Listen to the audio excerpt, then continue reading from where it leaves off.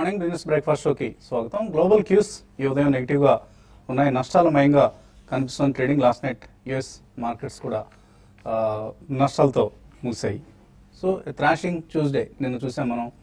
అటు Brazil soccer జట్టుకు మన ఇండియన్ క్యాపిటల్ మార్కెట్స్ కూడా నిన్న బ్లాక్ ట్యూస్డేగా చెప్పుకోవచ్చు. 7-1 ఇది బ్రెజిల్పై జర్మనీ జట్టు సాధించిన చారిత్రక విజయం. బహుశా ఈ మ్యాచ్ను వచ్చే కొద్ది సంవత్సరాల పాటు ఎవరు మర్చిపోలేని మ్యాచ్. ఒక సెమీఫైనల్లో 7-1 తేడాతో ఒక జట్టు ఓడిపోవటం అనేది, అది కూడా ఆతిథ్యం ఇస్తున్న జట్టు ఓడిపోవటం అనేది ఈ మధ్య ఎప్పుడు బహుశా హిస్టరీలోనే ఎప్పుడూ లేదు. అసలు కొలంబియాతో క్వార్టర్ ఫైనల్ గెలిచేందుకే బ్రెజిల్ జట్టు తంటాలు పడుతున్నప్పుడు అనిపించింది whether this can really happen or not. ఫైనల్కి ఈ జట్టు వెళ్తుందా లేదా అన్నదే. అదే జరిగింది నిన్న. పరాజయం తప్పదు అని అందరూ ఊహించారు, కానీ ఇంత మార్జిన్తో ఓడిపోతుంది, 7-1 తేడాతో ఓడిపోతుందని బ్రెజిల్ సాకర్ ఫ్యాన్స్ని అయితే మనం చూసాం టీవీలో. ఆల్మోస్ట్ వాళ్ళు చాలా సీరియస్గా తీసుకుంటారు స్పోర్ట్ అయినా కూడా దీన్ని. బహుశా జర్మనీ ఈ ఫైనల్లో విన్నర్ కావచ్చేమో అనిపిస్తుంది. Let us wait and see. రేపు జరగబోతున్న అర్జెంటీనా నెదర్లాండ్స్ మ్యాచ్ ఎలా ఉంటుందన్న ఆసక్తి ఇప్పుడు సాకర్ ఫ్యాన్స్లో నెలకొంది. ఇక మన మార్కెట్స్లో కూడా ఇదే ట్రెండ్ చూసాం. నిన్న ఒక అన్రియలిస్టిక్ ఎక్స్పెక్టేషన్స్ పెట్టుకున్నారు మోడీ ప్రభుత్వం నుంచి రాబోతున్న బడ్జెట్స్ పట్ల. నిన్నటి మొట్టమొదటి railway budget, so railway budget నిరాశపరిచింది. అంటే మార్కెట్స్ అన్నీ కూడా ఏవో చాలా గొప్ప గొప్ప స్టేట్మెంట్స్, గొప్ప గొప్ప ప్రకటనలు ఉంటాయని ఊహించారు. కాకపోతే అది ఒక ఇది ఒక 50 రోజుల ప్రభుత్వం మాత్రమే అని గుర్తుంచుకోవాలి. సో వాళ్ళకి వ్యవధి లేదు ఒక డీటెయిల్డ్ బడ్జెట్ డాక్యుమెంట్ని ప్రిపేర్ చేయడానికి. ఇన్ఫ్యాక్ట్ అంత నెగిటివ్గా ఏం లేదు. బడ్జెట్ ఫేర్స్ విషయం వస్తే అది ముందే జరిగిపోయింది పెంచడం అన్నది. అయితే ఇక క్యాపిటల్ ఎక్స్పెండిచర్ దీనికి సంబంధించి కొంత నిరాశ కనిపించింది మార్కెట్స్లో. అంటే బుల్లెట్ ట్రైన్ అంటున్నారు, కానీ బుల్లెట్ ట్రైన్కి ఎప్పటికి వస్తుంది, దీనికి ఎంత ఎక్స్పెండిచర్ అవుతుంది, ఇటువంటి వివరాలు లేవు అన్నది మార్కెట్ నిరాశపడ్డ విషయం. సో అటువంటి అంచనాలన్నీ ఇచ్చేందుకు వాళ్ళకి వ్యవధి లేకపోయి ఉండొచ్చు. But it's a statement. వాళ్ళు ఇచ్చిన విజన్ డాక్యుమెంట్ ఏదైతే ఉందో ఇది చాలా క్లీన్లీనెస్ పెంచుతామని కావచ్చు, లేదా టెక్నాలజీని మరింత ఎక్కువగా వినియోగిస్తామని కావచ్చు, ఎఫ్డిఐని అలో చేస్తామన్నది కావచ్చు, లేకపోతే పబ్లిక్ ప్రైవేట్ పార్ట్నర్షిప్ని ఎంకరేజ్ చేస్తామన్నది కావచ్చు. ఇటువంటి అంశాలన్నీ కూడా చాలా చాలా ఎంకరేజింగ్ స్టేట్మెంట్స్. రైల్వేస్ భవిష్యత్ రాబోయే రోజులు ఆశాజనకంగా ఉంటుంది అన్నది మనకు అర్థమైంది. కానీ మార్కెట్స్ మాత్రం ఇందులో అంకెలు లేవు కదా. 60,000 కోట్లు, లక్ష కోట్లు, 2 లక్షల కోట్లు, ఇటువంటి అంకెలకు మనం అలవాటు పడ్డాం కాబట్టి అంకెలు లేకపోవడం అనేదాన్ని మార్కెట్స్ నెగిటివ్గా తీసుకున్నట్లు కనిపిస్తుంది ప్రస్తుతానికి. మేబీ రాబోయే రోజుల్లో కొంత సెన్సిబుల్గా ఆలోచిస్తే మార్కెట్స్ ఈ విషయాన్ని తిరిగి పాజిటివ్గా తీసుకునే అవకాశం కూడా ఉంది. సో నిరాశపడాల్సిన అవసరం లేదు, ఇన్వెస్టర్స్ ప్యానిక్ కావాల్సిన అవసరం లేదు. నిన్న వచ్చిన డిప్స్ లాంటివి మేబీ ఒక బయింగ్ ఆపర్చునిటీ కూడా తీసుకోవచ్చు.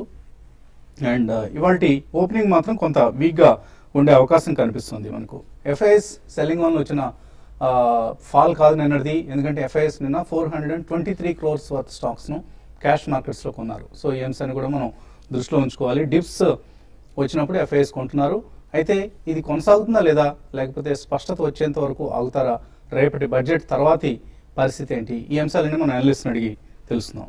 సో ఒక ఎక్స్పెక్టేషన్స్ ఏవైతే బాగా బిల్డప్ అయిపోయినాయో అటువంటి ఎక్స్పెక్టేషన్స్ నిన్న కొంత బ్రేక్ పడింది. నిన్న ఒక విధంగా మంచిగా జరిగింది. మేబీ అన్రియలిస్టిక్ ఎక్స్పెక్టేషన్స్ ఏవైతే ఉన్నాయో వాటిని కట్ చేసే పరిస్థితి నిన్నటి బడ్జెట్ తర్వాత కనిపించింది. ఇన్వెస్టర్స్ ఎప్పటికైనా దూకుడుగా వెళ్లకుండా కొంచెం కంట్రోల్గా వెళ్లేందుకు నేను అవకాశం కలిగింది. సో రైల్వే బడ్జెట్ మీరు ఎలా విశ్లేషిస్తారు? ఇట్స్ నిన్న కూడా మనం చెప్పుకున్నట్టు ఇట్స్ బేసికలీ డిజైన్ అండి. Now delivery has to really follow. And నిన్న వాళ్ళు అనౌన్స్ చేసిన అంశాలన్నీ కూడా అందులో అట్లీస్ట్ నెక్స్ట్ బడ్జెట్ అంటే it's only about 8 or 9 months అవే. కాబట్టి I think in the next 8-9 months if they can start the delivery అందరూ కూడా ఇది డైజెస్ట్ చేసుకుంటారండి. మీరు ఇప్పుడే మెన్షన్ చేసిన క్లెన్లీనెస్ ఆర్ హైజీన్ or especially this is an open invitation for FIIs or FDIs or any foreign country to participate in the economic glory of India in future. అంటే public private partnership అని. ఎందుకంటే గతంలో కూడా వాళ్ళు 2-3 statements విడుదల చేయడం జరిగింది. జాపనీస్ కానివ్వండి, కొరియన్స్ కానివ్వండి, ఇతరత్ర వేరే దేశాల వాళ్ళు they are very keen to participate in the growth of the economy అని. Especially railways being a behemoth, it's a large giant కాబట్టి their participation is necessary. So అంకెల్లో వాళ్ళు చెప్పలేకపోయినా కానీ definitely I think this is a good policy document అండి. And the road map has been laid. So they have 5 years to go. Starting from now I think it will be a good thing. But నిన్న వచ్చిన reaction అనేది it's not purely based out of railway budget outcome. In my opinion correction was anyway necessary. And రేపు కూడా మనకి budget ఇవాళ economic survey వచ్చిన తర్వాత రేపు కూడా బడ్జెట్లో మేజర్ అంశాలేమి I don't think they will be tinkering in direct and indirect taxes much. But policy road map అనేది లేఅవుట్ చేస్తారు and they will have some time to breathe. ఎందుకంటే నిన్న మనం ఎస్పెషలీ చూసుకుంటే ఈ రైల్వే స్టాక్స్ బాగా they have been batched up last 3-4-6 months almost 2-3-5 baggers అయిన stocks కూడా ఉన్నాయండి. సో ఇటువంటి అంచనాలకి మించి అవన్నీ బాగా పెరిగాయి కాబట్టి it was completely hyped up అండి. I'm really quite satisfied. ఎందుకంటే నిన్న కూడా చాలా మంది experts they have given 7 to 7.5 out of 10 for the railway budget also. So digest చేసుకోవడానికి తప్పకుండా ఇట్ విల్ టేక్ టైమ్ అండి. Once people realize the sanity of the policy announcements, definitely I think there will be some rationality in the market. So price discovery anadi next week tarvata slowly people will come to digest about it after the general budget. But I think definitely it's an opportunity to buy and not the absolutely escalated stocks, but price discovery anyway, and going forward next to visibility of business on the stocks matram definitely one should buy in different sectors across the board. మూర్తి గారు, suburb ట్రైన్స్లో ప్రయాణం చేస్తుంటారు ముంబైలో? ఎక్కువగా చేస్తూ ఉంటారు. ఎట్లా ఈ budget చాలా ప్రోగ్రెసివ్ థింకింగ్తో ఉంది. We have to stop thinking of travelling in bullet trains with passenger train tickets. These kind of ideas we should give up, and we should wholeheartedly support government's attitude also. And everybody wants modernization, everybody wants fast traveling, everything, everybody wants more comforts. Comforts అవన్నీ ఇవ్వాలంటే we have to pay for them. So Vijayawada నుంచి హైదరాబాద్కి 2 గంటల్లో వెళ్ళిపోవాలి, కానీ 100 రూపాయలకి వెళ్ళాలి. 100 రూపాయలకి 50 రూపాయలు, వీలైతే 50 రూపాయలు, అది కూడా కన్సెషన్ ఇస్తే చాలా బాగుంటుంది. ఓకే, సో ఇది కొంచెం మార్చుకోవాలి, యాటిట్యూడ్ మారాలి. So post budget railway budget నేపథ్యంలో రేపు రాబోతున్న యూనియన్ బడ్జెట్ దృష్టిలో ఉంచుకొని ఎటువంటి buying calls or even sell calls ఇస్తారు? ఈ ఇండెక్స్ ఇంకొంచెం 1% వరకు పడే సూచన ఉందండి ఇవాళ ఓపెనింగ్ 1 or 2 hours. ఎందుకంటే డిస్ట్రెస్ సేల్ ఉంటుంది, తర్వాత వచ్చి పొజిషన్స్ వైండింగ్ అప్ ఉంటుంది బ్రోకర్స్ది. దీనివల్ల అంటే 1% వరకు మార్కెట్ పడుతుంది ముందు, తర్వాత వచ్చి there will be recovery at the fag end. 1:32 o'clock తర్వాత మార్కెట్లో రికవరీ ఉంటుంది. This is going to be a good buying opportunity for traders. So first half లో బై చేయొచ్చు అంటారు? చేయొచ్చండి. If the market comes down by about అంటే నిన్న ఎక్కువగా మనం మిడ్ క్యాప్స్ ని బాగా భారీగా బాధడం చూసాం. యూనిటెక్ లు, డిఎల్ఎఫ్ లు దిక్కు లేకుండా పోయిన పరిస్థితి చూసాం. This is only major reaction. Major reaction ఇది. ఎందుకంటే మీరు చూస్తున్నారు కదా, ఎఫ్ఐఎస్ కూడా net buyers 423 crores, net buyers 5100 crores buying కూడా బాగుంది. ఇది దీనివల్ల అంటే మార్కెట్లో ఏమి టెన్షన్ ఏమీ లేదు. ఎటు వచ్చి ఏంటంటే traders must be very cautious. Mid and small cap percent, అది ఎక్కువ మంది investors mid and small caps లో ఉంటారు కాబట్టి they have to do they trading with in their own limits and not to exceed drastically. Okay, so Germany జట్టు మీద ఎంత bet కాసారు? Bet అంటే పెద్ద అంటే ఎక్స్పెక్ట్ చేసింది, ఎందుకంటే బ్రెజిల్ లాస్ట్ మనం చూసాం. మీరు ఫస్ట్ రోజు నేను అడిగినప్పుడు కూడా జర్మనీ జట్టుకే ఛాన్సెస్ ఎక్కువ ఉన్నాయన్నారు. మీ ఫేవరెట్ జర్మనీ అన్నారు. Germany, Argentina. అర్జెంటీనా కూడా చాలా స్ట్రాంగ్ అండి. బ్రెజిల్ ఇప్పటి వరకు వచ్చిందంటే కూడా దానికి రీజన్ ఏంటంటే కొంచెం లక్ ఫ్యాక్టర్ కూడా బ్రెజిల్లో ఉంది. ప్లస్ స్టార్ స్ట్రైకర్ అనేది లేరు. మరి ముఖ్యంగా లాస్ట్ నైట్ మ్యాచ్ చూడాలంటే మాత్రం బ్రెజిల్ ఏంటంటే కొంచెం అగ్రెసివ్ గా వెళ్ళింది, అంటే డిఫెన్స్ కాకుండా. సెల్వా డిఫెన్స్ లేకపోవడం అనేది కొంచెం డ్రాబ్యాక్. డిఫెన్స్ లేకపోయేవాడికి ఎక్కువ గోల్స్, ఆపోజిట్ టీమ్ ఎక్కువ గోల్స్ చేయడానికి, నైమార్ జట్లోంచి తొలగడం కూడా అది గోల్. ఆయన స్ట్రైకర్ కాబట్టి ఆయన లేడు, గోల్స్ వేయలేకపోయినా, డిఫెన్స్ 2 లేకపోయింది, దానివల్ల బ్రెజిల్ ఓడిపోయింది. ఏదైనా కూడా ఓడిపోయింది. డిఫీట్ అనేది చూస్తే 7-1 అనేది ఇది అంటే బ్రెజిల్ మీద జర్మనీ ఇది 5th విన్ అనమాట. ఓవరాల్ గా 22 times మాత్రం బ్రెజిల్ ఎక్కువ గెలిచింది వరల్డ్ కప్ లో. ఓవరాల్ గా చెప్పాలంటే బ్రెజిల్ గెలవాలి అనుకున్నారు. రేపటి సెమీఫైనల్ ఎవరు విన్ అవుతారు? అర్జెంటీనా గెలవడానికి Argentina and final Argentina versus Germany కావచ్చు. స్టాక్స్ లో దేని మీద బెట్ కాస్తున్నారు? స్టాక్స్ లో అంటే లాస్ట్ 2-3 రోజులుగా మనం చెప్తూనే ఉన్నాం, అంటే మార్కెట్స్ లో ప్రాఫిట్ బుక్ చేసుకోమని చెప్పాము. తర్వాత నిన్న కూడా నేను 2 కూడా సెల్ కాల్స్ ఇవ్వడం జరిగింది. తర్వాత ఈవెన్ రైల్వే స్టాక్స్ లో కూడా క్లియర్ గా చెప్పడం జరిగింది, చాలా ఓవర్ బాట్ లో ఉన్నాయి రైల్వే స్టాక్స్ అని కూడా, ఒకసారి ప్రాఫిట్ బుక్ చేసుకోండి బిఫోర్ బడ్జెట్ అని చెప్పాం.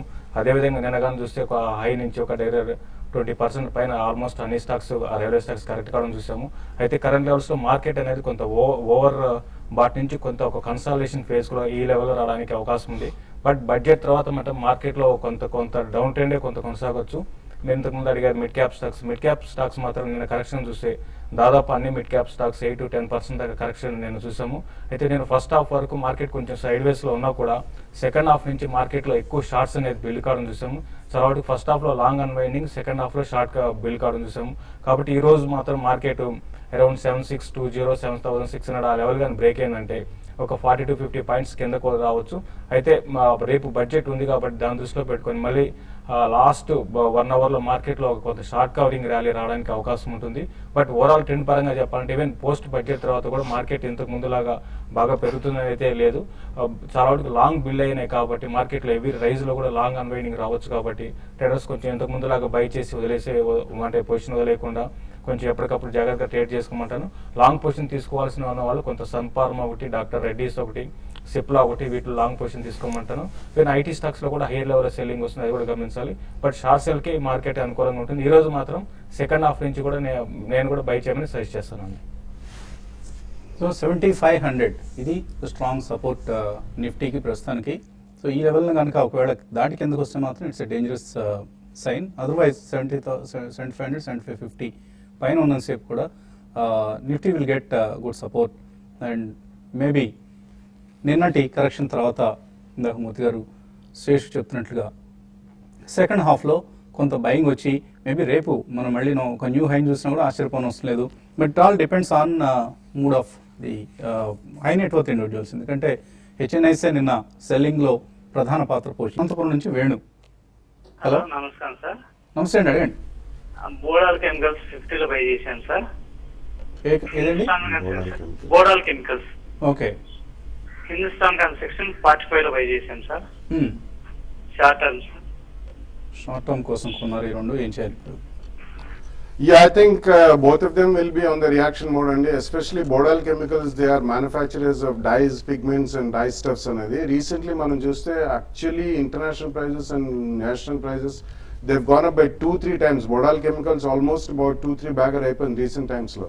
So all that dye stuffs and pigments ఇవన్నీ చేసే వాళ్ళకి బాగానే ఉంటుంది. సో కరెంట్లీ మీరు హోల్డ్ చేయండి. ఈవెన్ హిందుస్థాన్ కన్స్ట్రక్షన్ మాత్రం definitely post budget I think it'll be some more reaction. గతంలో బాగా పెరిగిన స్టాక్స్ ఇన్ఫ్రాస్ట్రక్చర్ మనం గత 2-3 months గా కూడా కంటిన్యూస్లీ చెప్తున్నాను.